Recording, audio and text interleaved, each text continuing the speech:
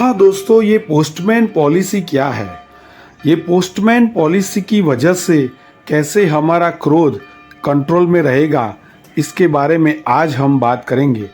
पिछली पॉलिसी में देखा कि आत्मा अमूल्य खजाना है, ऐसी जागृति हरदम जरूरी है।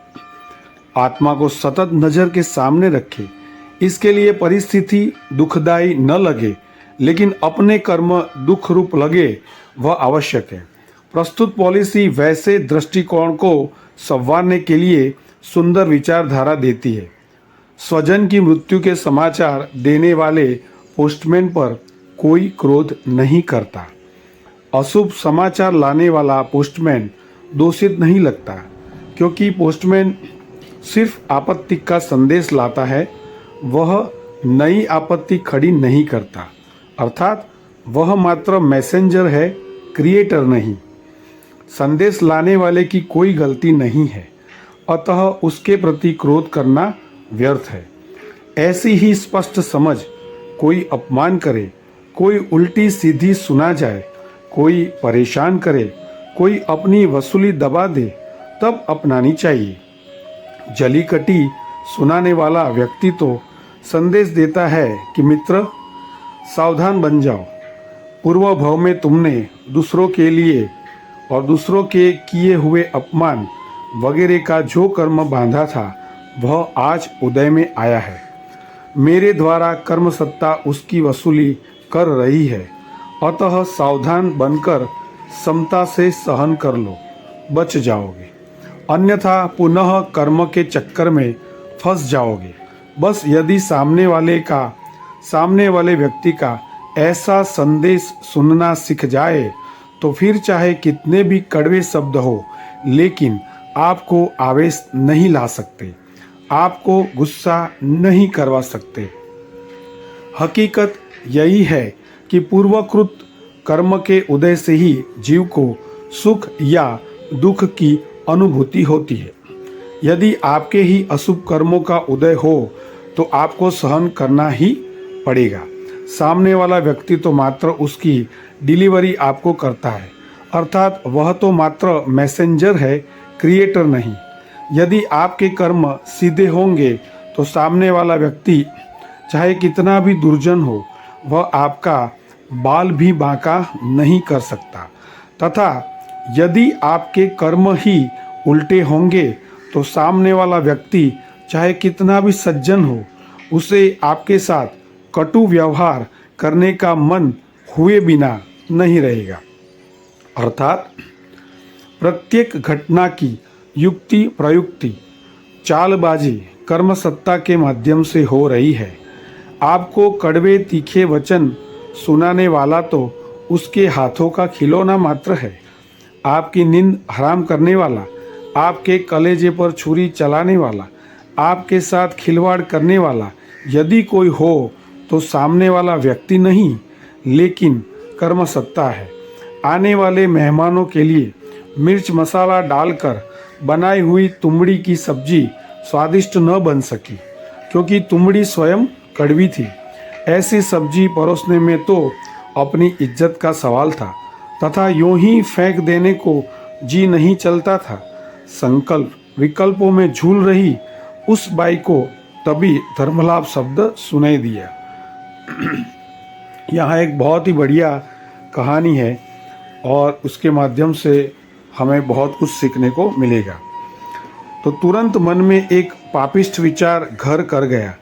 साधु महाराज को यह सब्जी दे दूं, सांप भी मर जाए और लाठी भी न टूटे, मेरी इज्जत भी बच जाएगी और महाराज को देना भी हो जाएगा। अपनी इस दुष्ट प्रवृत्ति के कटु परिणामों की ओर सरेआम आंखें मूंदकर अत्याग्रह पूर्वक तुमड़ी की सब्जी से महाराज की झोली भर दी। एक माह के उपवास के पारणे में मिली इस तुमड़ी की सब्जी को लेकर धर्मरुचि मुनि उपाश्रय में अपने गुरु के पास आए और उन्हें भिक्षा बतलाई।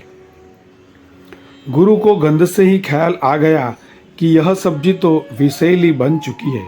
उन्होंने कहा, महाराज, इस सब्जी को जहाँ कोई जीव जंतु न हो वैसी निर्दोष भूमि पर डाल दो। यह सब्जी तो विषैली बन चुकी है। गुरु की आज्ञा सिर आंखों पर चढ़ाकर धर्मरुचि मुनि गांव से बाहर निकले। रास्ते पर चलते चलते भी महात्मा के मन में कोई आक्रोश या आवेश नहीं था। महीने के उपवास थे। उसका पाना एक किनारे रहा, दुगुना काम बढ़ गया। तथापि उनके उपशम भाव में कोई ओट नहीं आई। महात्मा को न तो भिक्षा देने वाली उस बाई पर गुस्सा आया, न तो अपने शरीर की चिंता की। वे तो समाधि के फव्वारे में मस्त थे। निर्दोष भूमि की जांच पड़ताल करके महात्मा ने पहले तो एक ही बूंद जमीन पर डाली। थोड़ा समय हुआ न हुआ, इतने में तो उच्च जाति के मसाले वाली सब्जी की महक से तुरंत सैकड़ों चींटियां आ गई। सब्जी चखते ही वे टपाटप मरने लगी। मक्खन से भी मुलायम दिल वाले मुनि का हृदय द्रवित हो उठा। वे समझ गए कि इस सब्जी को जहाँ कहीं भी डालूंगा वहाँ चींटियों की हिंसा निश्चित है। सबसे निर्दोष भूमि तो मेरा पेट ही है। ऐसा मन ही मन निश्चय करके पूरी सब्जी वे खुद खा गए। एक तो महाभर के उपवास, ऊपर से विषैली सब्जी। अपनी मृत्यु निश्चित जानने के बावजूद भी मन में लेश मात्र कटुता लाए बिना हंसते मुख उस कड़वी सब्जी को खा लिया। उस बाई पर लेश मात्र क्रोध नहीं किया, क्योंकि वे समझते थे कि मुझे दुखी करने वाला कोई व्यक्ति नहीं, अपितु मेरे अपने कर्म ही है। बस इतनी सी सम्यक समझ अपनाने में हम सफल हो जाए तो क्रोध का पराभव, हार अवश्य हाथों में है। आप इतना तो अवश्य समझते हो कि तलवार चलाने वाला अपराधी है, तलवार नहीं। बंदूक चलाने वाला अपराधी है, बंदूक की गोली नहीं। तो फिर बंदूक चलाने वाला भी बंदूक की गोली की माफिक किसी का साधन बना हो तो आप किसे अपराधी मानोगे? बंदूक चलाने वाले को या उसे चलाने की सामने वाले को प्रेरणा देने वाली कर्मसत्ता को? लेकिन क्रोध के आने पर मानो वह हमारे समूचे अस्तित्व पर हावी हो जाता है। फिर तो कुछ भी हाथ में नहीं रहता। सामने पत्नी हो या पुत्र, मित्र हो या ग्राहक, आपके आवेश का शिकार बने बिना नहीं रहते। जब वह आवेश उतर जाता है तब पछतावा का पार नहीं रहता। लेकिन अब पछताए क्या होत जब चिड़िया चुग गई खेत। क्रोध को तो जो तबाही मचानी थी वह तो उसने मचा ही दी। अतएव पहले से ही पोस्टमैन पॉलिसी को अपनाकर दूसरों को कसूरवार मानने का अभिगम छोड़ते चलो। आपके जीवन में घटने वाली प्रत्येक भली बुरी घटनाओं के कर्ता आप स्वयं ही हो। आपके कर्म ही है, अन्य कोई नहीं। अतः उसे ही सजा फरमाए। क्रोध के कड़वे परिणाम तो आपने बहुत बार सुने होंगे, कभी कभार जीवन में भी अनुभव किए होंगे। 10वीं की परीक्षा में पुत्र फेल हुआ। अब आगे की एक नई कहानी। 10वीं की परीक्षा में पुत्र फेल हुआ। परिणाम पिताश्री को बताया। पिता का गुस्सा आसमान पर पहुंच गया। कारण क्या? पुत्र गंभीरता से पढ़ाई पर लक्ष्य दे इसलिए क्रोध, या फिर समाज में उल्टी सीधी सुननी पड़ेगी, मुंह दिखाना भारी पड़ेगा इसलिए? वास्तव में दोनों कारण होते हैं, लेकिन भूल वही होती है कि अपने क्रोध के पीछे संपूर्ण गलती सिर्फ पुत्र की ही दिखती है। दूसरे कई परिबल पुत्र के नापास होने में कारण हो सकते हैं, लेकिन अपनी अपेक्षा टूटते ही अपने क्रोधी स्वभाव के कारण तुरंत बॉयलर फट जाता है। फिर कुछ भी विचार करने की शक्ति नहीं बचती। 10 साल पहले दिल्ली में बनी यह घटना है। पिता का दिमाग परीक्षा का परिणाम देखकर बेकाबू हो गया। आंखों से अंगारे बरसाते हुए पुत्र की धुलाई पिटाई शुरू कर दी। अनाप शनाप बकते गए और मारते गए। माँ ने पुत्र को बचाने के बहुत प्रयत्न किए, लेकिन व्यर्थ। बाप आज कुछ भी सुनने को तैयार नहीं था। उल्टा पत्नी पर गुस्सा करके उसे बाजू पर धकेल दिया। बचने का अवसर पाते ही पुत्र घर से भागने लगा। पिता की नज़र पड़ी। आसपास देखा तो छतरी दिखी। उसे लेकर जोर से पुत्र पर फेंकी। छतरी की तीक्ष्ण छड़ सीधी मस्तक के पीछे लगी। निशाना जानलेवा था। पुत्र धड़ाम से गिर गया। खून बहने लगा। ब्रेन हेमरेज हो चुका था और वहीं उसका काम तमाम हो गया। पुत्र दुनिया छोड़कर परलोक के लिए रवाना हुआ। पिता जेल के सफर के लिए रवाना हुआ। कैसा करुण अंजाम! क्रोध की भयंकर आग में पूरा परिवार तहस नहस हो गया। क्रोध चाहे क्षण भर के लिए हो, लेकिन उसके परिणाम चिरंजीव होते हैं। बहुत बढ़िया सेंटेंस है। क्रोध चाहे क्षण भर के लिए हो, लेकिन उसके परिणाम चिरंजीव होते हैं। क्रोध अंधा होता है, क्योंकि अपने आश्रयदाता को वह अंधा बना देता है। क्रोधी व्यक्ति परिस्थिति को पहचानने में गफलत कर देता है। अतः उसके भयंकर परिणामों से यदि त्रस्त हो तो क्रोध को शिकस्त देने के लिए सघन प्रयास करे। इसके लिए यह पॉलिसी बहुत महत्वपूर्ण है। सामने वाला सिर्फ पोस्टमैन है, हमें बेइज्जत करने वाला, विश्वासघाती, धोखेबाज नहीं है। वह तो सिर्फ कर्मसत्ता का पैगाम आप तक पहुंचाने आया है कि भाई तुम पर मेरा कर्ज है, ऐसा कर्मसत्ता ने कहा है। उसने मुझे वसूली के लिए भेजा है। यदि थोड़ी सी स्वस्थता रखने में सफल बन जाओगे तो समाधि के फव्वारे में स्नान करने का सौभाग्य अवश्य मिलेगा।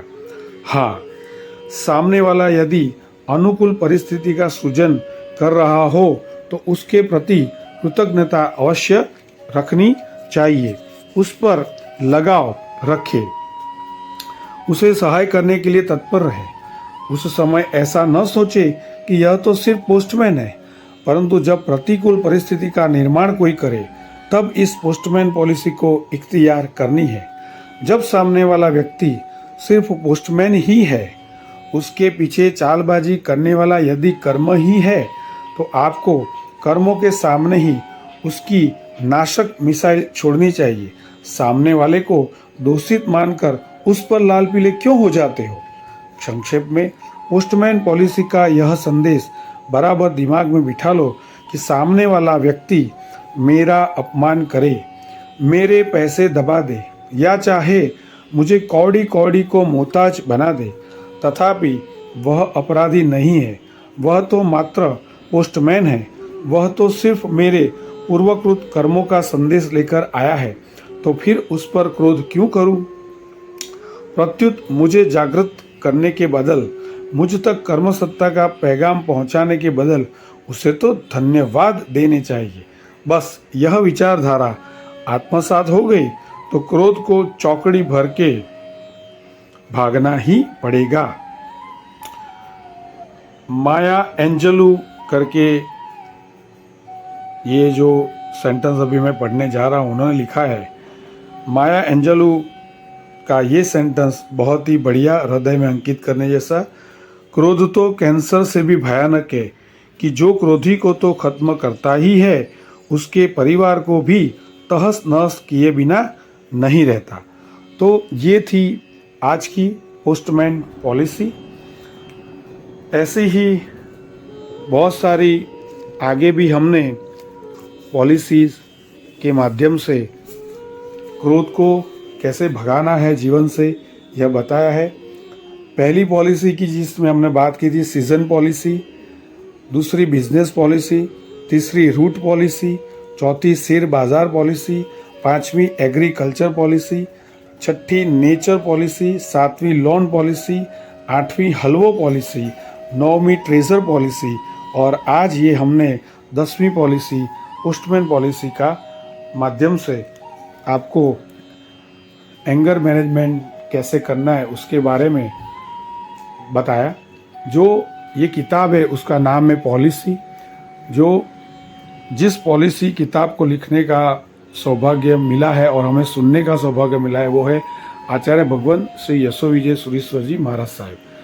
तो आपसे ये सब निवेदन है कि आप इसी वीडियो का हमने एंगर कंट्रोल सीरीज़ करके नाम दिया है, प्लेलिस्ट बनाया है, वहाँ आप सभी पॉलिसी को एक बार सुनिए और मुझे 100% गारंटी है और मुझे लगता है कि ये पॉलिसी के जो अलग अलग पार्ट है, एपिसोड है, उसमें से एक न एक पॉलिसी आपके जीवन से क्रोध को हमेशा के लिए दूर कर देगी।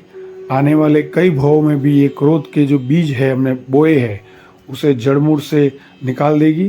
तो देखते रहिए एंगर कंट्रोल सीरीज। और जी हाँ, आप ये चैनल सोल जर्नी विद आशीष को 100% सब्सक्राइब कीजिए। अगर आपको बेहतर इंसान बनना है और आने वाले कई जन्मों तक गलत चीज़ों से, गलत संस्कार से दूर रहना है, तो ये चैनल के हर एक वीडियो आपके जीवन में महक फैलाएंगे।